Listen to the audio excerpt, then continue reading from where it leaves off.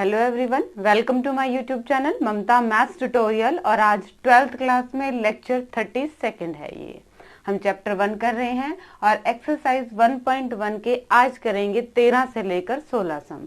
इसी एक्सरसाइज में 16 ही सम है, 16 सम है और इसी के साथ ये एक्सरसाइज आपकी कंप्लीट हो जाएगी। 1 बाय 1 क्वेश्चंस को डिस्कस करेंगे। 13 जो क्वेश्चन है उसकी स्टेटमेंट देखिए क्या है। Show that the relation R defined in the set A of all polygons as A कोई भी सेट है जिसमें सारे पॉलीगन्स हैं, बहुभुज हैं, 3 भुजाओं वाले भी, 4 भुजाओं वाले भी, 5 भुजाओं वाले भी, ऐसे सारे क्या हैं, पॉलीगन्स हैं, बहुभुज हैं। देन R में कैसे पॉलीगन्स हैं? R में ऐसे ऑर्डर्ड पेयर हैं P1 and P2 have same number of sides, कि P1 की भी 3 साइड्स हैं, P2 की भी 3 साइड्स हैं, P1 की भी 4 साइड्स हैं, P2 की भी 4 साइड्स हैं। पॉलीगन्स कोई भी आकृति होती है जो स्ट्रेट लाइन से बनी होती है, ठीक है। ये तो सेम नंबर ऑफ साइड्स की यहाँ बात हो रही है कि जिन जिन पॉलीगन्स की भुजाओं की संख्या बराबर है वो आपके साथ आपस में क्या है, रिलेशन में है, ये दे रखा है, ठीक है। ये भी एक पॉलीगन है, स्ट्रेट लाइन से बनी हुई आकृति, क्लोज्ड। ये भी एक पॉलीगन है, ये भी एक पॉलीगन है, ठीक है। ए में क्या है, बहुत सारे पॉलीगन्स है, बहुत सारे बहुभुज हैं, बट रिलेशन में कौन कौन से आ रहे हैं, जिनकी भुजाओं की संख्या क्या है, बराबर है, ये आए हुए हैं। आपने क्या दिखाना है, इज एन इक्विवेलेंस रिलेशन। इसको आपने इक्विवेलेंस प्रूव करना है। क्या है relation? P1 P2 P1 and P2 have same number of sides, same number of sides। अब फर्स्ट हम क्या करें, हम रिफ्लेक्सिव को देखेंगे। क्या हम कह सकते हैं P1 और P1 बिलोंग करेंगे रिलेशन में? क्यों? क्योंकि किसी पॉलीगन में जितनी साइड है उतनी उसी पॉलीगन में तो होंगी ही। देखो ऑर्डर्ड पेयर कैसे आए हुए हैं कि इन दोनों की भुजाओं की संख्या बराबर है, ठीक है, भुजाओं की संख्या बराबर है। इसकी 3 भुजाएं हैं तो इसकी भी 3 भुजाएं हैं, 4 भुजाएं हैं तो 4 भुजाएं हैं, 5 भुजाएं हैं तो 5 भुजाएं हैं, ऐसे ऑर्डर्ड पेयर हैं। तो हम कह सकते हैं ना P1 में जितनी साइड्स हैं उतनी P1 में है, ठीक है। तो ये आपके पास क्या आ जाएगा, ये एलिमेंट आ जाएगा for all P1 belongs to A। कोई भी मान लो ट्राइंगल है, वो खुद के बराबर तो है ही, किसी भी ट्राइंगल में 3 साइड्स हैं तो उसी के बराबर होगी, तो उसमें 3 साइड्स हैं, ठीक है। 4 साइड्स हैं तो अपनी ही बराबर तो होंगी ही होंगी। तो ये आपके पास क्या आ जाएगा, रिफ्लेक्सिव। सेकंड की बात करते हैं हम सिमेट्रिक। सिमेट्रिक में कह दें P1 P2 बिलोंग करते हैं R से। दिस इंप्लाइज P1 और P2 में क्या है, भुजाओं की संख्या बराबर है। इसको उल्टा भी तो लिख सकते हैं, P2 और P1 में भुजाओं की संख्या बराबर है। इसका मतलब क्या आ जाएगा, P2 और P1 बिलोंग करते हैं रिलेशन में। थर्ड आपके पास क्या आ जाएगा, ट्रांजिटिव। इस टाइप के क्वेश्चन आप बहुत कर चुके हैं, आई थिंक मुझे डीपली समझाने की जरूरत है नहीं। अब इसमें क्या कर दिया, P1 और P2 बिलोंग करते हैं रिलेशन में और P2 और P3 बिलोंग करते हैं रिलेशन में। इन दोनों की साइड्स की संख्या बराबर है, इन दोनों की साइड्स की भी संख्या बराबर है, तो P1 और P3 की भी साइड्स की संख्या क्या है, बराबर है। तो इस हिसाब से आपका क्या हो जाएगा, ट्रांजिटिव। रिफ्लेक्सिव में हमने कोई भी पॉलीगन उसी के साथ ही रिलेशन में दिखा दिया। सिमेट्रिक में क्या दिखाया, अगर A भी रिलेशन में है तो B A भी रिलेशन में है। और ट्रांजिटिव में क्या दिखाया, A B है, B C है, देन हमारा A C B किस में है, रिलेशन में है। तो ये रिफ्लेक्सिव भी है, सिमेट्रिक भी है, ट्रांजिटिव है। तो ये आपका कैसा रिलेशन हो गया, इक्विवेलेंस रिलेशन। हमने एक पार्ट कर दिया, उसके बाद एक छोटी सी चीज उसने और पूछ रखी है, देखिए जरा क्या है वो। Show that what is the set of all elements in A related to the right angle triangle T with sides 3, 4 and 5। हमें एक ट्राइंगल दे दी और उसकी साइड्स कितनी है, 3, 4 और 5 ऐसे दे दी, ठीक है। हमने क्या बताना है कि इससे रिलेटेड, ठीक है, इससे रिलेटेड कितने एलिमेंट्स आएंगे सेट ए में से, ठीक है। What is the set of all elements in A, जो इससे रिलेटेड है। अब रिलेशन हमारा क्या है कि भुजाओं की संख्या बराबर होनी चाहिए। Number of sides in T कितने हैं, number of sides in T, कितनी साइड्स हैं, 3 हैं। हमने कह दिया कि कोई भी रैंडमली एलिमेंट T1 ले लिया हमने और कह दिया कि T1 और T क्या है, रिलेशन में है, ठीक है। इसका मतलब क्या है कि इनकी क्या है, भुजाओं की संख्या क्या है, बराबर है। तो T की भुजाओं की संख्या 3 है, तो T1 की भुजाओं की संख्या भी क्या आ गई, 3। Number of sides in T1 equal to 3। तो इसका कहने का मतलब क्या है, भुजाओं की संख्या 3 है, तो ये क्या है, ये ट्राइंगल्स हैं। हमें क्या बताना था कि ए में what is the set of all elements in A, जो रिलेटेड हो इससे।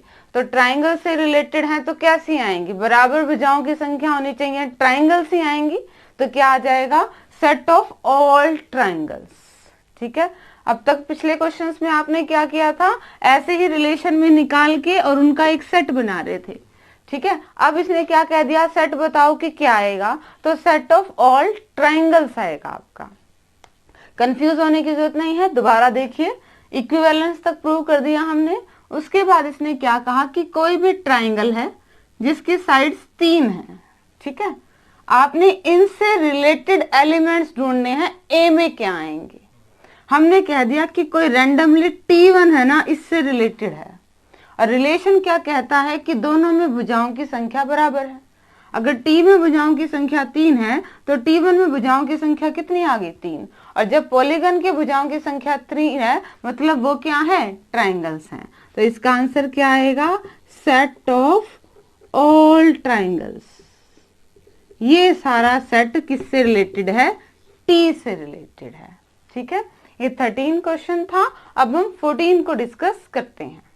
क्वेश्चन नंबर 14 देखिए क्या है, let L be the all lines in XY plane. अब L आपको क्या दे दिया, सेट दे दिया सारी लाइन्स का ही। और रिलेशन कैसे डिफाइंड है, ऑर्डर्ड पेयर में 2 लाइन्स हैं, और कैसी लाइन्स हैं, L1 is parallel to L2, parallel lines का पेयर बन रहा है। Show that R is an equivalence relation. पहले हम इसको प्रूव करेंगे कि ये क्या है, इक्विवेलेंस रिलेशन है। ये बाद की बात बाद में देखेंगे। रिलेशन क्या है, L1 L2 such that L1 is parallel to L2, parallel to L2। First देखेंगे हम रिफ्लेक्सिव। कोई भी लाइन खुद के पैरेलल तो हो ही सकती है, तो ये आपके पास क्या आ जाएगा, रिफ्लेक्सिव। सिमेट्रिक कैसे देखेंगे, ए बी के पैरेलल है तो बी भी तो ए के पैरेलल है, ठीक है। तो ये लाइन इसके पैरेलल है तो ये भी तो इसके पैरेलल है, ये भी आ जाएगा। थर्ड ट्रांजिटिव, ए लाइन बी के पैरेलल है और बी लाइन सी के पैरेलल है, तो ए और सी भी तो पैरेलल आ गए। लिखेंगे कैसे, वो आपको पता है, बहुत सारे क्वेश्चंस कर चुके हैं। सी पार्ट बता देती हूँ कैसे लिखना है। हमने ले लिया लेट L1 L2 बिलोंग करते हैं R से एंड L2 L3 बिलोंग करते हैं R से।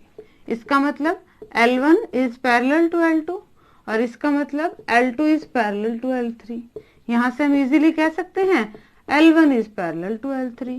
This implies L1 L3 belongs to R। और जैसे ही ये एलिमेंट आपका रिलेशन में आ जाएगा, ये क्या हो जाएगा, ट्रांजिटिव। ये रिलेशन हमारे पास रिफ्लेक्सिव भी आ गया, सिमेट्रिक भी आ गया, ट्रांजिटिव भी आ गया। तो ये आपका कैसा बन गया, इक्विवेलेंस रिलेशन। नेक्स्ट आपने क्या फाइंड करना है, अगेन आपको एक सेट फाइंड करना है किसका, सारी लाइंस का, related to the line this. इस लाइन से रिलेशन में जितनी भी लाइंस है ना, उनका आपने क्या निकालना है, सेट निकालना है। जाहिर सी बात है कि वो सारे लाइंस कैसी आएंगी, आपस में पैरेलल आएंगी, ठीक है। इस लाइन से रिलेटेड निकालने हैं ना, तो इस लाइन के पैरेलल वाली लाइन ही तो क्या होगी, इसके साथ रिलेशन में होगी। और इस लाइन के साथ पैरेलल लाइन की इक्वेशन क्या बनेगी, y equal to 2x plus में c, जहां पे c की वैल्यू चेंज होती रहेगी। c आपका कोई भी रियल नंबर हो सकता है, ठीक है। इस इक्वेशन की जो भी लाइन बनेगी, उसी के पैरेलल लाइन की इक्वेशन क्या बनेगी, ये चीज तो ऐसे ही रहेगी, y equal to 2x, y equal to 2x, ये तो ऐसे ही रहेगा। क्यों? क्योंकि यहाँ पे स्लोप हमारे पास क्या है, 2।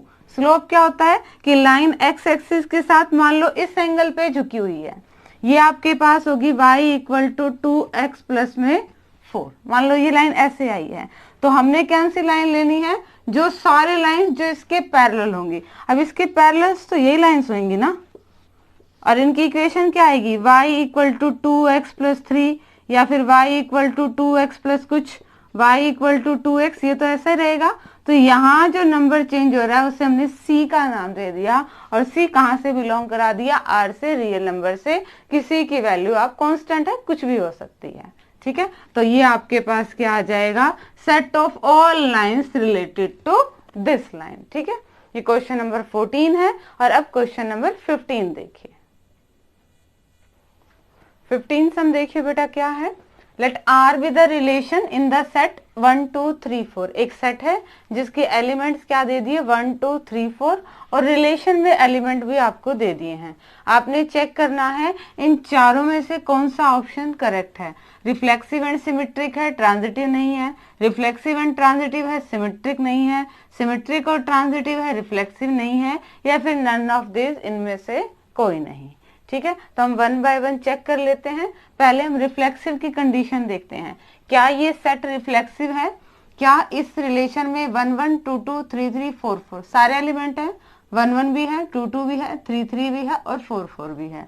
तो यानी कि ये आपके पास क्या आ जाएगा, रिफ्लेक्सिव तो है, रिफ्लेक्सिव हो गया।